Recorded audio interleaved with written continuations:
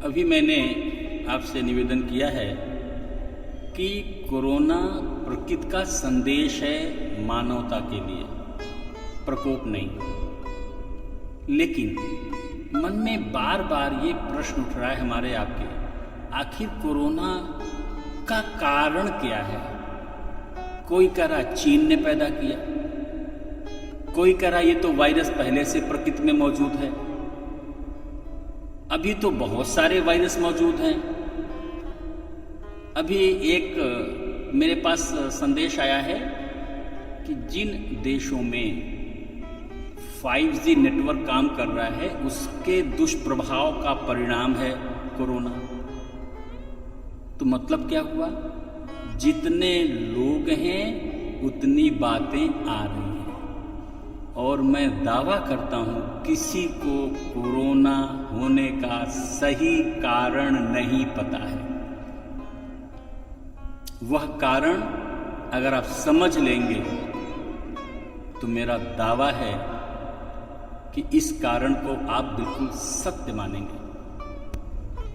हमारा शरीर सीधे हमारे आहार से जुड़ा है, और प्रत्येक मानव के भीतर 5 तत्व हैं: क्षिति जल पावक गगन समीरा, पंच रचितयः अधम शरीरा। दुर्भाग्य है हम आप अपने शरीर के बारे में कुछ नहीं जानते। शरीर की रचना किन तत्वों से हुई है, शरीर की कैसी प्रकृति है, शरीर को कैसा आहार चाहिए, आहार का हमारे शरीर पर क्या प्रभाव पड़ता है, आहार का हमारे इंद्रियों पर क्या प्रभाव पड़ता है, आहार का हमारे मन पर क्या प्रभाव पड़ता है, आहार का हमारे बुद्धि पर क्या प्रभाव पड़ता है, और आहार का हमारे पूरे जीवन पर क्या प्रभाव पड़ता है, आपको नहीं पता। और मैंने ये देखा है, पहले मैं भी आपके ही बीच का था, लेकिन जब 1973 में मुझे बताने वाला मिला तो मेरा दिमाग बदला। और मैं अपने अनुभव से कर रहा हूँ, हमारे इस समय कोरोना में जो सबसे बड़ी बात डॉक्टर कह रहे हैं, सारे लोग कह रहे हैं, कृपया अपना इम्यूनिटी लेवल अच्छा रखिए। इम्यूनिटी लेवल अच्छा होना चाहिए, हाई होना चाहिए, लो नहीं होना चाहिए। इम्यूनिटी लेवल को हिंदी में कहते हैं रोग प्रतिरोधक क्षमता। आज कोरोना ने, प्रकृति ने एक संदेश दिया कोरोना का, और सबका इम्यूनिटी लेवल चेक हो गया। आप जो इम्यूनिटी लेवल चेक कराने के लिए हॉस्पिटल में जाके हजारों रुपया लगाते थे, वो कोरोना ने फ्री ऑफ कॉस्ट चेक कर लिया।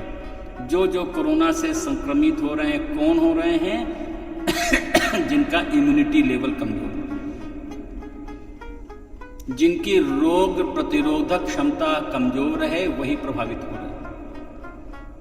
और कौन लोग, किन लोगों की मृत्यु हो रही है? मृत्यु उन लोगों की हो रही है जिनका इम्यूनिटी लेवल खराब है, एक बात, और वो अपने आहार शैली के कारण अनेक असाध्य रोगों से ग्रस्त हैं। शुगर पेशेंट हो गए, ब्लड प्रेशर हो गए, हार्ट पेशेंट हो गए, किडनी की ट्रबल है, लीवर प्रॉब्लम है, किडनी प्रॉब्लम, गॉल ब्लैडर खराब है, पेंक्रियास खराब है, कोई एंडोक्राइन ग्लैंड्स का हार्मोन्स डिस्टर्ब हैं, उनका इम्यूनिटी लेवल और खराब हो गया, उनकी सर्वाइवल के रेट बहुत कम है।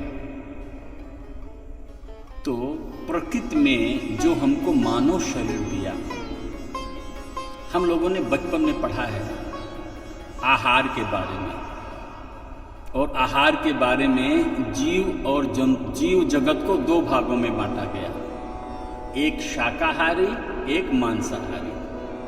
आप देखते हैं जो आप घर में गाय पालते हैं वो मांसाहारी है कि शाकाहारी? शाकाहारी। उसका पानी पीने का स्टाइल अलग है। जैसे आप पानी सिप करते हैं तो जितने शाकाहारी प्राणी हैं वो पानी सिप करके पीते हैं, चूसते हैं, मुंह लगा दिया पानी पी लिया। जैसे आप गिलास लगाते हैं और सांस में पानी पीते हैं। गाय को देखो, घोड़े को देखो, ऊंट को देखो, जिसको देखोगे वो पानी सिप करके पिएगा, जितने शाकाहारी। और जितने मांसाहारी प्राणी वो जीभ से पानी पीते हैं। कुत्ते को देखिए, बिल्ली को देखिए, शेर को देखिए, ये सब मांसाहारी प्राणी हैं। तो मांसाहारी किसने बनाया? प्रकृति ने बनाया और शाकाहारी बनाया। अब ऐसे तो मानव कौन सा प्राणी है? ये शाकाहारी। प्रकृति ने इसको जो शरीर दिया है वो शाकाहारी दिया है।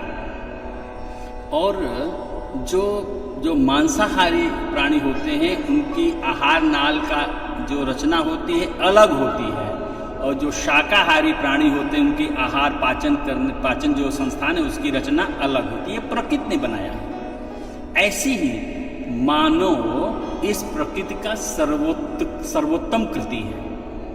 और मानव को परमात्मा ने जो प्रकृति ने बनाया है वो कैसा बनाया है? ये प्रकृति के जितने भी अंग हैं, चाहे वो जड़ जगत हो, चाहे वो वनस्पति जगत हो, चाहे वो जंतु जगत है, ये जो मानव है इन चारों जगत से जुड़ा हुआ है।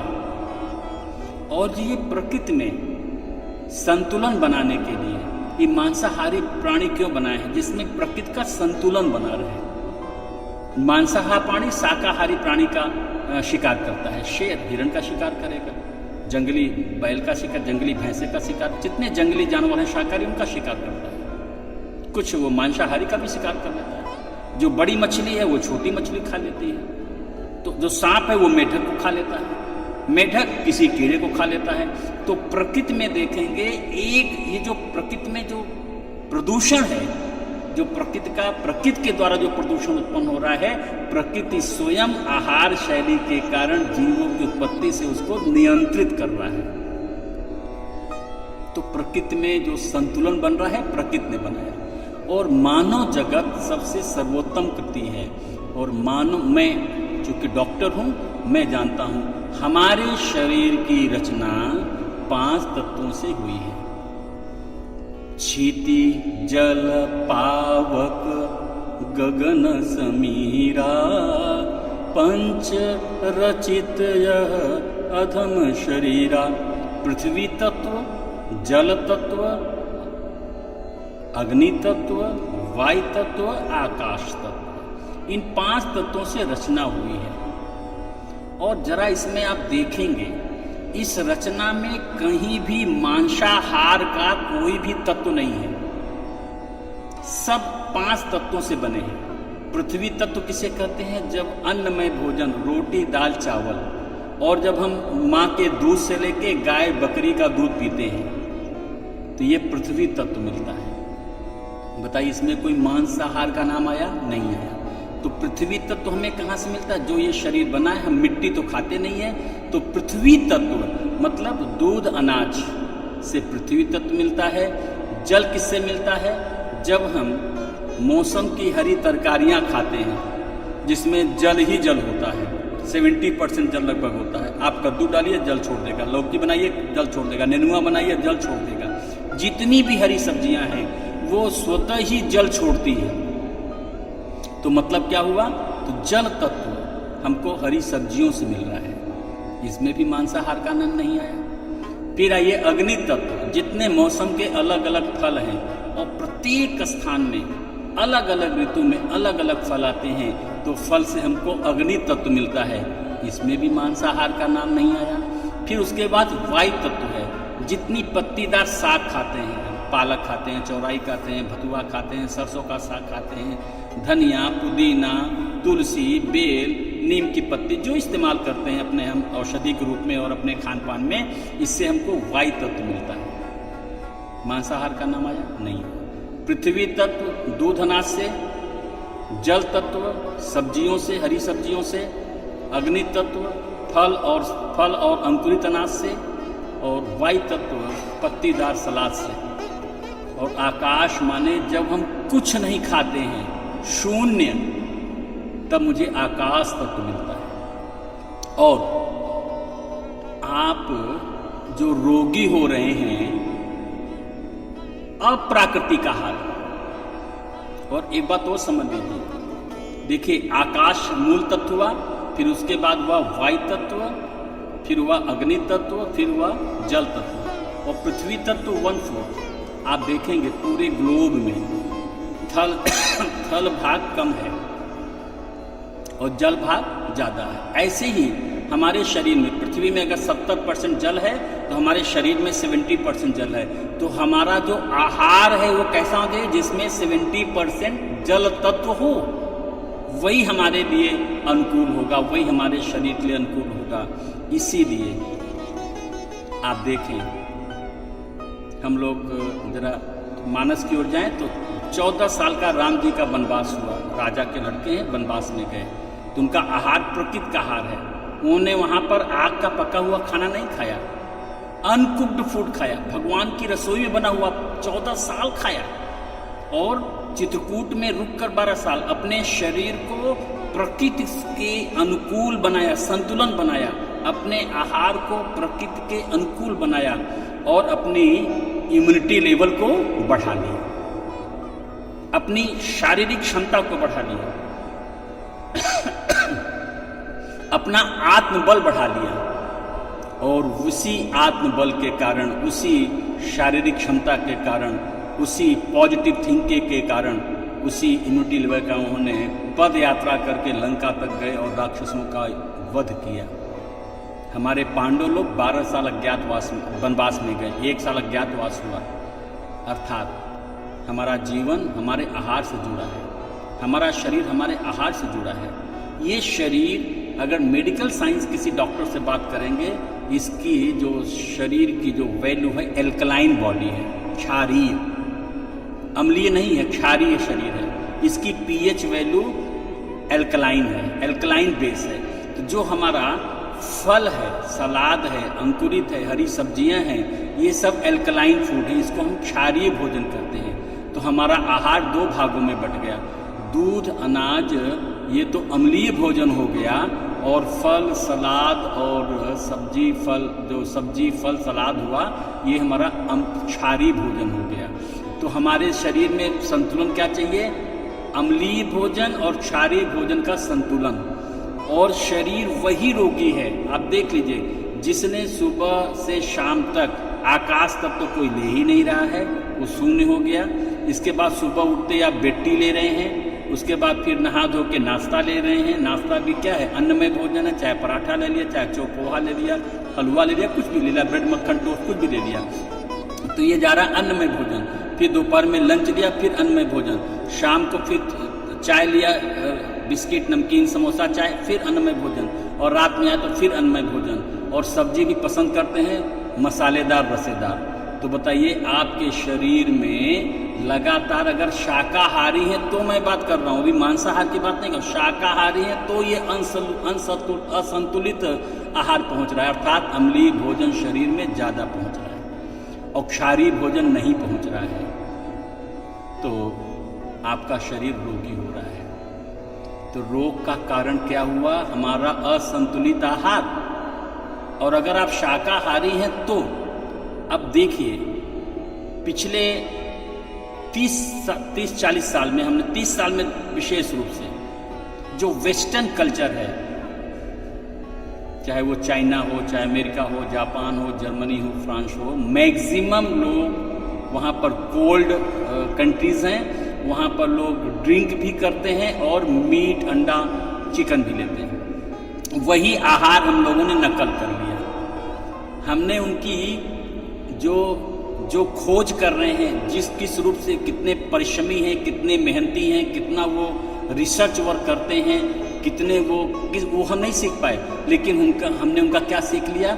एक तो हमने उनका पहनावा सीख लिया, कम से कम कपड़े पहनना और अधिक से अधिक ड्रिंक करना, कोल्ड ड्रिंक खाना, पिज्ज़ा खाना, बर्गर, माने जितना से जितना अम्लीय भोजन हो सकता है वही हमारा आहार बन गया।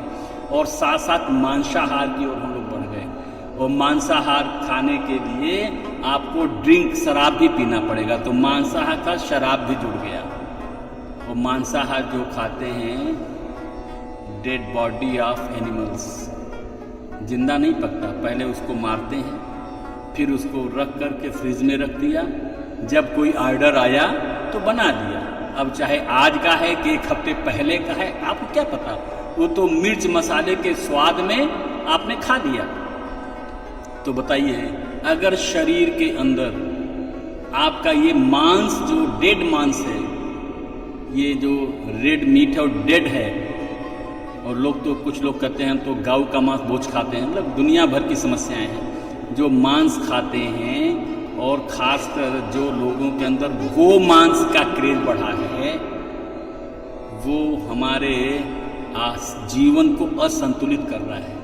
और हमारे जितना ये अम्लीय भोजन शरीर में पहुंच रहा है मांसाहार के रूप में, और मांसाहार के साथ साथ जो हम ड्रिंक करते हैं, शराब पी रहे हैं, उससे हमारी जीवनी शक्ति, हमारा शरीर बहुत ही कमज़ोर हो रहा है, रोग प्रतिरोधक क्षमता घटती जा रही है। और जो ड्रिंक कर रहा था शराब खाने के साथ, अब वो सुबह भी ड्रिंक करने लगा, तो ड्रिंक करने से जो मानसिक जो सोचने की क्षमता है वो भी घटती जा रही है। ये एक साजिश है। अगर हमारे देश का युवा मांसाहारी हो जाएगा और शराब और अनेक प्रकार के ड्रग्स का आदी हो जाएगा, तो भारत अपने आप बर्बाद हो जाएगा। अगर किसी देश को बर्बाद करना है तो उसका युवा पीढ़ी का आहार दूषित कर दो, उसका खान पान दूषित कर दो। आहार दूषित, विचार दूषित। तो जो आज हमारे देश में तमोगुण बढ़ा है, रजोगुण बढ़ा है, उसके जितना भ्रष्टाचार बढ़ रहा है, जितना व्यभिचार बढ़ रहा है, जितने हमारे देश में अनेक प्रकार की लड़कियों महिलाओं का जो सुरक्षा नहीं हो पा रही है, जो उनके मान सम्मान पर जो आँच आ रही है, उसका कारण हमारा आहार है। उसमें सबसे ज़्यादा दोषी है हमारा मांसाहार। और मैं तो निवेदन करूँगा, आहार का संबंध है विचार से, विचार का संबंध हमारे वाणी व्यवहार से, वाणी व्यवहार का संबंध हमारे परिणाम से। और आज हम कोरोना से ग्रसित हो गए हैं, ये हमारे लिए संदेश है, प्रकोप नहीं है। क्योंकि मैंने पहले से कहा है कि ये जो कोरोना है, ये प्रकृति की करुणा है हमारे आपके ऊपर। हम अपना आहार बदलें, अपनी जीवन शैली बदलें, अपना विचार बदलें, और हम कोरोना के दुष्प्रभाव से मुक्त हो सकते हैं अगर हम आहार बदल लें। और मैं तो भगवान को धन्यवाद देता हूँ, प्रकृति ने बहुत सारी संस्थाओं को, ऐसी संस्थाएं चल गई हैं, ऐसे लोग लग गए हैं जो साधक के रूप में सेवा कर रहे हैं, निस्वार्थ भावना से लोगों को मांसाहार से हटा करके शाकाहार की ओर ला रहे हैं। और शाकाहार में भी अनकुक्ड फूड माने कच्चा भोजन की ओर ज़्यादा प्रेरित कर रहे हैं। जितना हम कम से कम पका हुआ भोजन खाएंगे, जितना कम से कम अन्न खाएंगे, उतना हम दीर्घ जीवन जी सकते हैं, स्वस्थ जीवन जी सकते हैं। और उसका प्रभाव हमारे विचार पर, हमारी भावनाओं पर पड़ेगा। हमारा जीवन सर्वांश में सुखी हो सकता है। प्रकृति ने दो प्रकार के प्राणियों की रचना हुई है। एक भोग योनि है, एक कर्म योनि है। जड़ जगत, वनस्पति जगत और जंतु जगत। जड़ जगत में पृथ्वी, जल, अग्नि, वायु, आकाश। वनस्पति जगत में पेड़ पौधे, और जंतु जगत में पशु और पक्षी।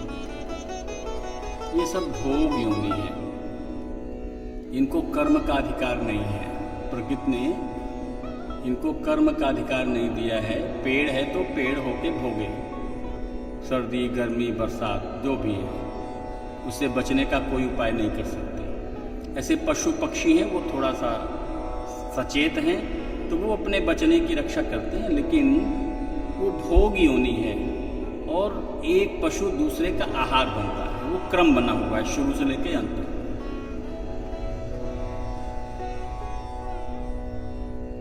लेकिन मानव जगत भोग योनि नहीं है, ये कर्म योनि है।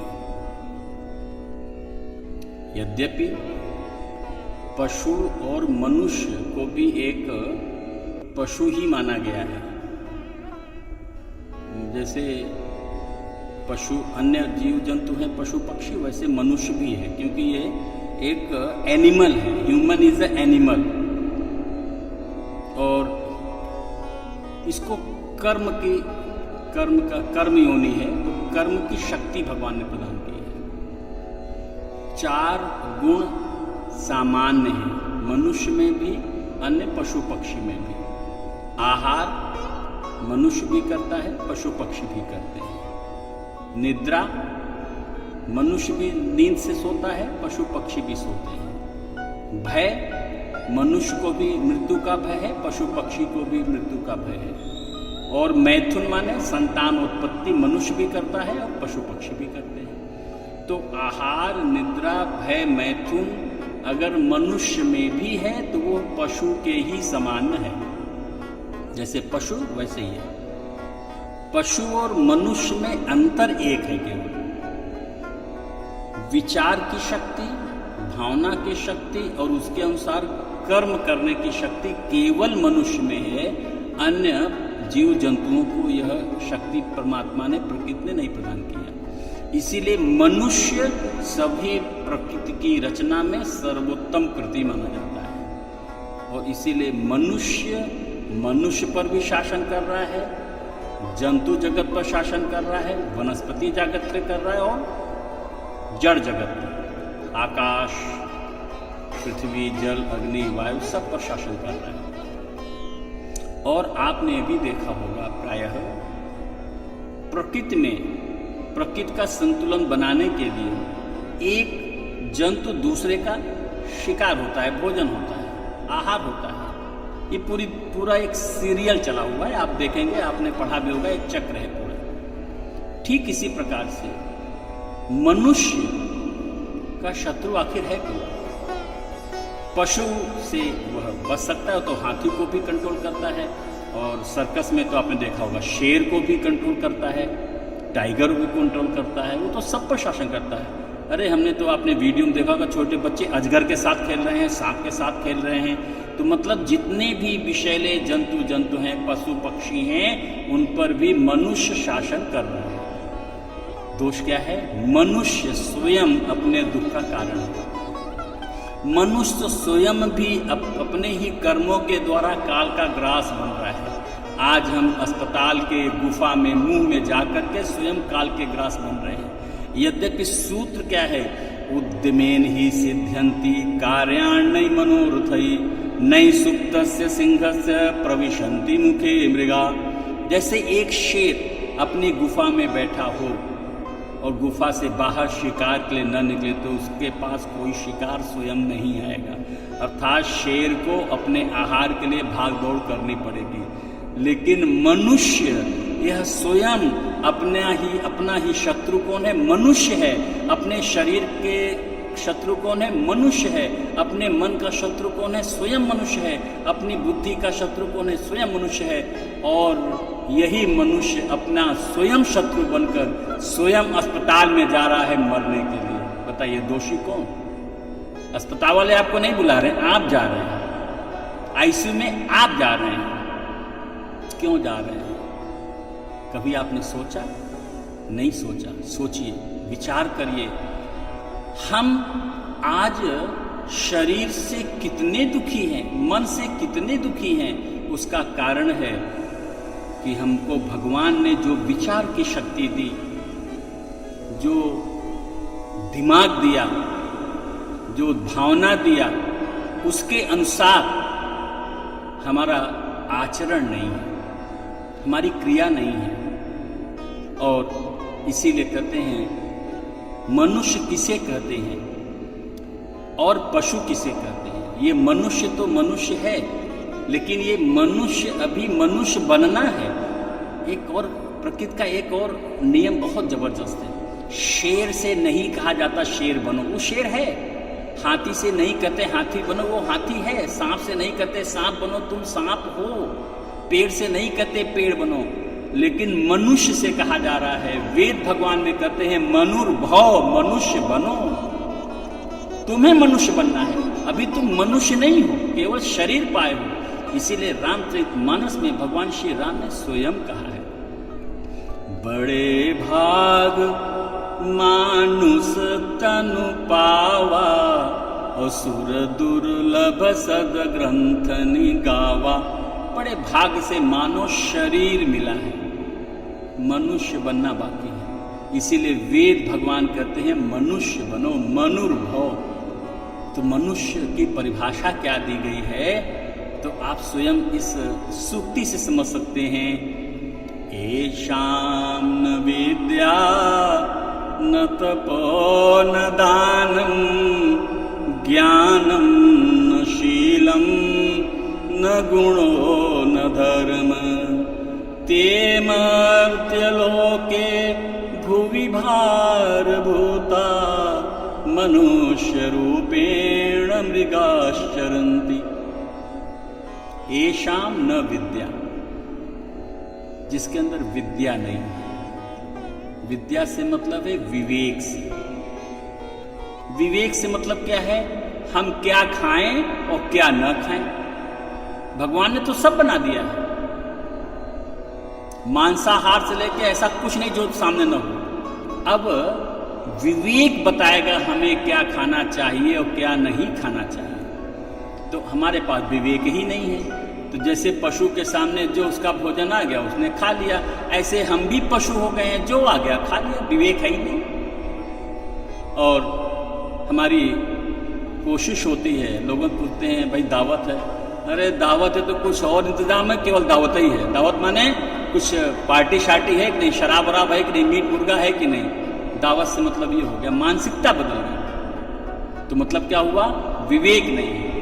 येषां न विद्या, विद्या मतलब कैसे हमको बोलना चाहिए, क्या हमको देखना चाहिए, क्या हमको सुनना चाहिए, क्या हमको सूंघना चाहिए, क्या खाना चाहिए, कैसे जगह पर हमको जाना चाहिए, हाथ से क्या करना चाहिए, कौन सा कर्म करना है, कौन सा कर्म नहीं करना है, कौन सा आहार हमारे लिए उपयोगी है नहीं है, इसका हमको ज्ञान ही नहीं है। तो आप पशु हो गए।